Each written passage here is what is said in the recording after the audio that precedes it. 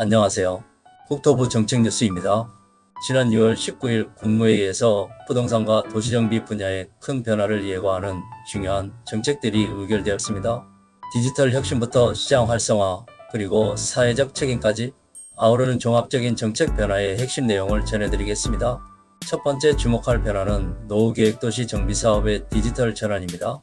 그동안 정비사업에서 토지 소유자들의 동의를 받기 위해서는 서면 동의서를 일일이 수집하고 검증해야 했습니다.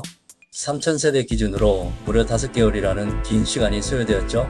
이제는 완전히 달라집니다.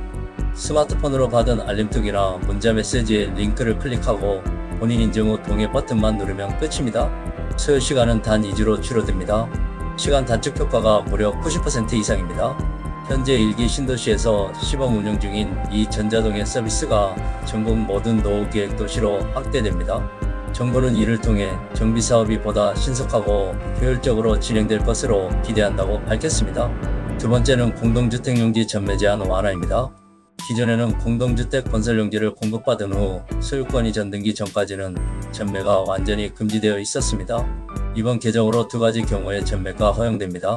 먼저 공공지원 민간임대주택을 건설하여 임대 업무를 하는 부동산 투자회사에는 언제든 전매가 가능해집니다. 또한 공동주택 건설용지의 잔금 납부일 또는 계약일로부터 2년이 지난 경우에는 내년 7월 1일부터 2026년 6월 30일까지 1년간 한시적으로 공급받은 가격 이하로 전매할 수 있습니다. 단 공정거래법상 계열회사는 제외됩니다. 국토교통부는 이번 조치를 통해 주택사업을 실제로 추진할 수 있는 사업자에게 토지가 적기에 양도되어 보다 원활한 주택 공급이 이루어질 것으로 기대한다고 설명했습니다. 세 번째는 1229 여객기 참사 피해 지원을 위한 법적 기반이 완비되었다는 소식입니다. 특별법 시행령이 6월 30일부터 시행되면서 피해자들을 위한 체계적이고 포괄적인 지원이 본격 시작됩니다.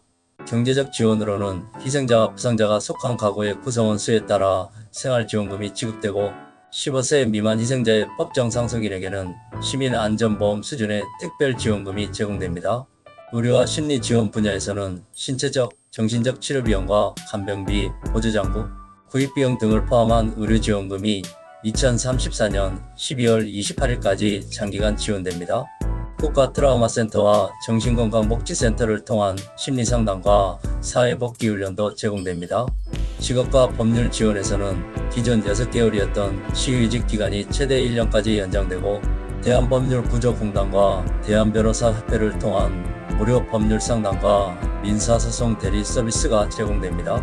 교육 지원으로는 영유아부터 대학생까지 전 연령대 교육비가 지원되며 특히 희생자 자녀의 경우 대학 등록금을 8학기까지 지원받을 수 있습니다. 아이돌봄 서비스도 5년간 우선 제공됩니다. 오늘 전해드린 세 가지 정책 변화를 요약하면 다음과 같습니다. 전자동의 시스템 도입으로 정비사업 처리 시간이 90% 이상 단축되고 공동주택용지 전매 제한 완화로 주택 공급이 더욱 원활해질 것으로 예상됩니다. 그리고 여객기 참사 피해자들을 위한 체계적인 지원 시스템이 완비되었습니다. 이번 정책들은 디지털 전환을 통한 행정 효율성 증대와 시장 활성화, 그리고 사회적 약자 보호라는 세 가지 목표를 균형 있게 추구하고 있다는 평가를 받고 있습니다.